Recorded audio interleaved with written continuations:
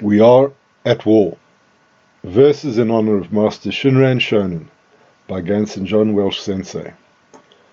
We're at war with reality. We're at war within and without. And unless we rapidly free ourselves from lies and tyranny, we will be faced with a total rout.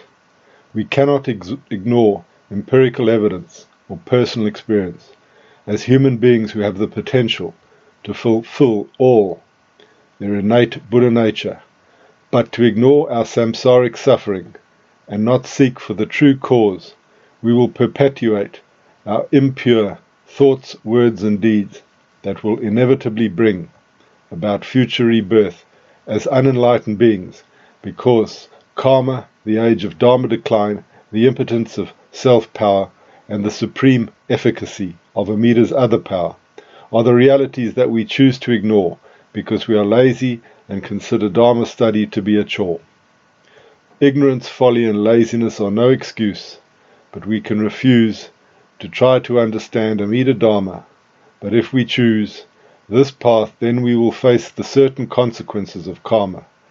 However, Amida, with an infinite wisdom and compassion, takes pity on sentient beings with their blind passions, and provides access to salvation through his unsurpassed primal vow that grants access to liberation at death for all who have faith or shinjin in Amida and his incomparable 18th or primal vow.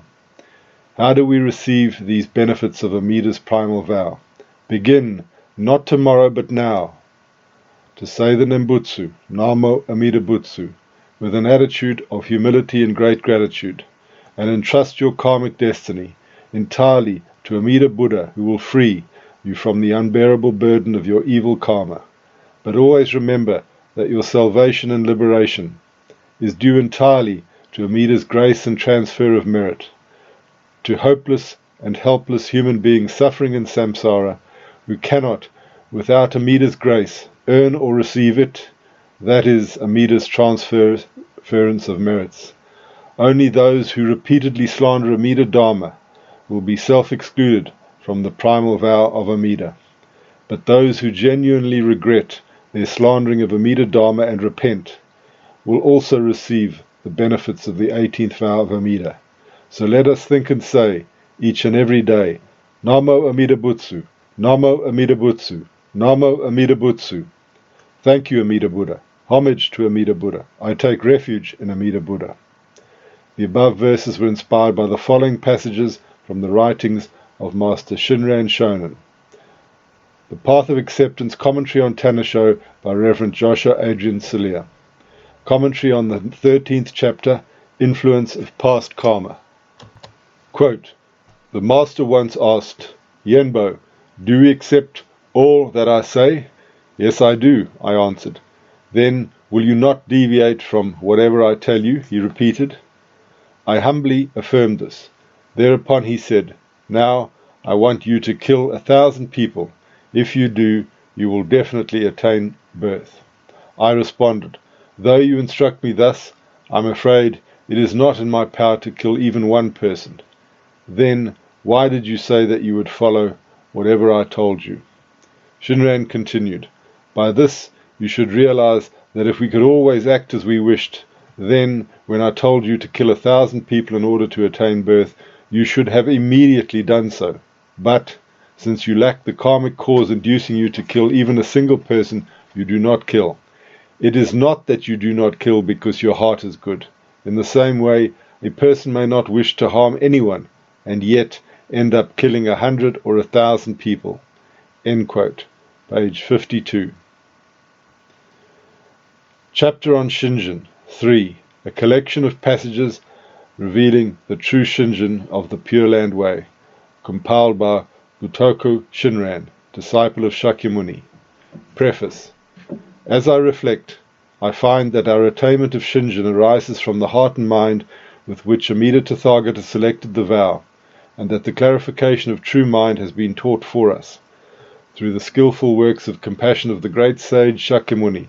But the monks and laity of this latter age and the religious teachers of these times are floundering in concepts of self-nature and mind only, and they disparage the true realization of enlightenment in the Pure Land way, or lost in the self-power attitude of meditative and non-meditative practices. They are ignorant of true shinjin, which is diamond-like.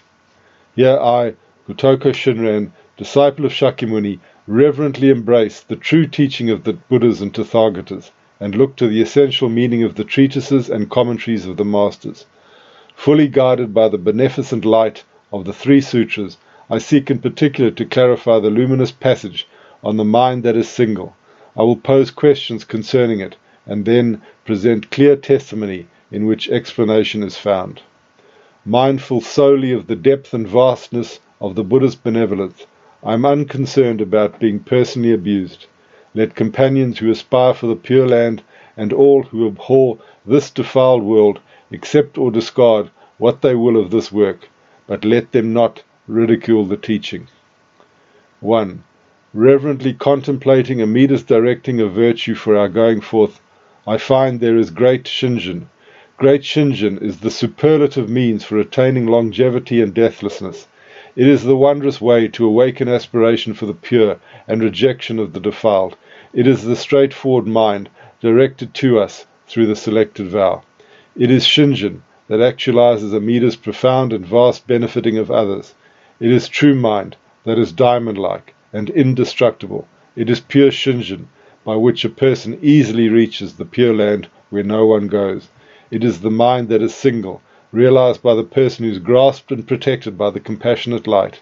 It is great shinjin, rare and unsurpassed. It is the quick path, difficult for people to accept. It is the true cause of attaining great nirvana. It is the white path by which all virtues are fulfilled instantly. It is the ocean of shinjin that is itself suchness or true reality. This mind arises from the vow of birth through the Nimbutsu. This great vow is known as the selected primal vow, the vow of the threefold mind of the primal vow, the vow of sincere mind and entrusting, and further may be called the vow of shinjin, which is Amida's directing of virtue for our going forth. For the foolish and ignorant, who are ever sinking in birth and death, the multitudes turning in transmigration, it is not attainment of the unexcelled, incomparable fruit of enlightenment that is difficult. The genuine difficulty is realizing true and real shinjin. Why? Because this realization takes place through the Tathagata's supportive power, because it comes about wholly through the power of great compassion and all-embracing wisdom. If pure shinjin or faith should be realized, that mind will not be inverted, that mind will not be in vain or false. Thereupon, that sentient being of extreme evil, profound and immense, will realize the mind of great joy and receive the veneration and love of all the sacred honored ones. The Sutra Passages. 2. The passage stating the primal vow of sincere mind and entrusting in the larger sutra. If, when I attain Buddhahood, the sentient beings of the 10 quarters, with sincere mind entrusting themselves, aspiring to be born in my land, and saying my name perhaps even 10 times, should not be born there, may I not attain the supreme enlightenment. Excluded are those who commit the 5 grave offences, and those who slander the right Dharma. 3. The Sutra of the Tathagata of Immeasurable Life states, if, when I've realized the supreme enlightenment, living beings in other Buddha lands should hear my name, I will, with sincere mind, direct all my roots of good to them. Aspiring to be born in my land, they shall say my name, perhaps even 10 times. If they should not be born there, may I not attain enlightenment. Excluded are those who commit evil acts that condemn them to Avicii hell, and those who slander the right Dharma of all the sages. 4. The passage declaring the fulfillment of the primal vow in the larger sutra states, all sentient beings, as they hear the name, realize even one thought moment of shinjin and joy, which is directed to them from Amida's sincere mind, and aspiring to be born in that land, they then attain birth and dwell in the stage of non-retrogression. Excluded are those who commit the 5 grave offences and those who slander the right Dharma. 5. The Sutra of the Tathagata of Immeasurable Life states, when, upon hearing the name of the Tathagata of Immeasurable Life, sentient beings of the Buddha lands of other quarters awaken one thought moment of pure shinjin, rejoice and, cherishing Amida's directing of his roots of good to them, aspire to be born in the land of immeasurable life, then all shall be born in accord with their aspiration, attaining the stage of non-retrogression, and ultimately the supreme perfect enlightenment. Excluded are those who commit the 5 evil acts that condemn them to Avicii hell, and those who slander the right Dharma or the sages. 6. Further, the larger sutra states, the one who hears and never forgets this Dharma, but sees and reveres it, and greatly rejoices in attaining it, that person is my true companion. Therefore, awaken this mind. End quote. Commentary on the Sutra on the Buddha of Infinite Life by Reverend Josho, Adrian, Cirlea. Selected passages from pages 170 to 180. The truth is, Amida Buddha knows the real capacities of unenlightened beings, and he did not create his vows for those capable of reaching enlightenment through their own power. Quote, to rid yourself of blind passions is to become a Buddha, and for one who is already a Buddha, the vow that arose from 5 kalpas of profound thought would be to no purpose. End quote. Shinran, in Tannisho. In Shinran's opinion, this exclusion actually shows that even the worst beings are included in the salvation of Amida, especially those who committed the 5 grave offences and slandered the right Dharma.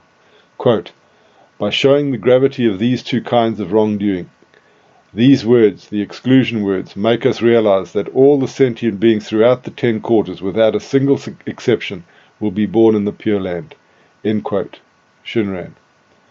Josho states, I think that the mentioning of these gravest offences is a clue that they are not wanted in the behavior of the disciples, but at the same time, the effects of those offences are annihilated by the compassionate power of Amida Buddha when we genuinely entrust ourselves to him. That is the first part of the primal vow. Both Shakyamuni Buddha in the larger sutra and Master Tan-Luan talk about slandering the true Dharma in the present moment. Quote, the right Dharma refers to the Buddha Dharma.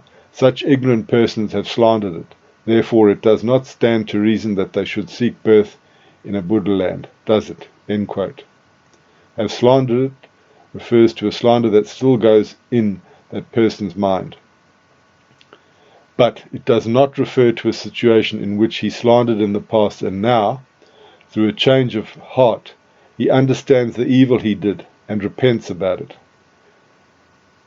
Very important. It is vitally important to read and understand Josho's excellent explanatory commentary, clarifying the slandering of Amida Dharma and the 5 grave offences, in pages 166 to 185 of Josho's book, Commentary on the Sutra on the Buddha of Infinite Life.